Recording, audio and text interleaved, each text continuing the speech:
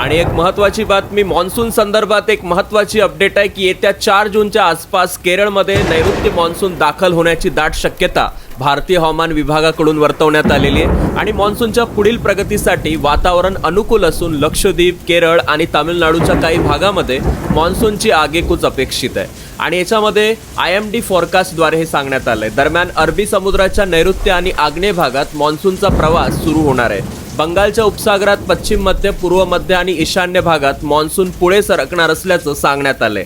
आग्नेय आणि बंगालच्या उपसागरातील उर्वरित भागामध्येही 4 जूनच्या आसपास मान्सून पोहोचण्याची शक्यता भारतीय हवामान विभागानं वर्तवली आहे। त्यामुळे जे व्यक्ती आता सध्या उकाड्यापासून हैराण झालेले आहेत त्यांना याच्यातून दिलासा सर्व नागरिकांना मिळणार आहे। दरम्यान 4 जूनच्या सुमाराला नैऋत्य मान्सूनची पुढील वाटचाल होण्याची अनुकूल परिस्थिती आपल्याला इथं सांगितली जाते।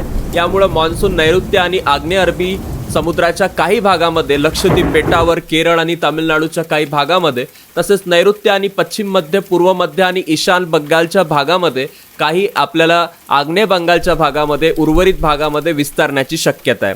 सोबतच या माहितीनुसार येत्या 6 ते 7 दिवसात केरळमध्ये काही ठिकाणी अति जोरदार ते जोरदार 7 ते 20 सेमी पाऊस पडण्याची शक्यता आहे। याच कालावधीत तामिळनाडू आणि कर्नाटकच्या काही भागात काही ठिकाणी जोरदार पाऊस अपेक्षित आहे। या आठवड्यादरम्यान उत्तर, पश्चिम, पूर्व, मध्य आणि दक्षिण द्वीपकल्पीय भारताच्या काही भागात मध्यम ते तीव्र स्वरूपाच्या मेघगर्जनेसह वादळी वाऱ्याचा ज्याचा वेग 40 ते 50 किलोमीटर प्रति तास असू शकतो हे वातावरण निर्माण होण्याची शक्यता आहे। IMDच्या अंदाजानुसार 28 मे ते 4 जून कालावधीत केरळमध्ये हवामान प्रामुख्याने कोरडी असण्याची शक्यता आणि 4 जून ते 11 जून या काळात हवामानामध्ये अत्यंत किरकोळ सुधारणा होण्याची अपेक्षा वर्तवण्यात आलेली आहे। पश्चिम पॅसिफिक महासागरावर विकसित होत असलेलं एक टायफून वादळ अरबी समुद्र आणि बंगालच्या उपसागरातील बाष्प मोठ्या प्रमाणात स्वतःकडे खेचून घेत असल्याचं दिसतंय आणि लक्षद्वीप बेटावर या क्षेत्रावर झालेली चक्रीय वाऱ्यांची स्थिती हेच घटक केरळमध्ये मान्सूनचं आगमन उशिरा होण्यास किंवा मान्सूनची सुरुवात कमकुवत होण्यास कारणीभूत ठरण्याची शक्यता आहे। गेल्या आठवड्यात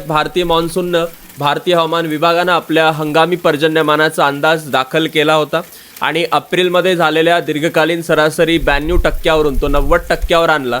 पावसाळा या ठिकाणी कमी असण्याची शक्यता 60% नमूद केलेलं होतं आणि याचा अर्थ असा की एकूण पर्जन्यमान सामान्यापेक्षा कमी मानलं जाऊ शकतं। यामध्ये 50%हून आपल्याला घट झालेली दिसते। सो यामध्ये येणाऱ्या पावसासाठी सर्वांना खूप खूप शुभेच्छा आणि पुढील व्हिडिओ जर तुम्हाला हवा असेल तर या व्हिडिओला नक्की तुम्ही लाईक करा, चॅनलला सबस्क्राईब करा। आता भेटूया आपण पुढील व्हिडिओमध्ये।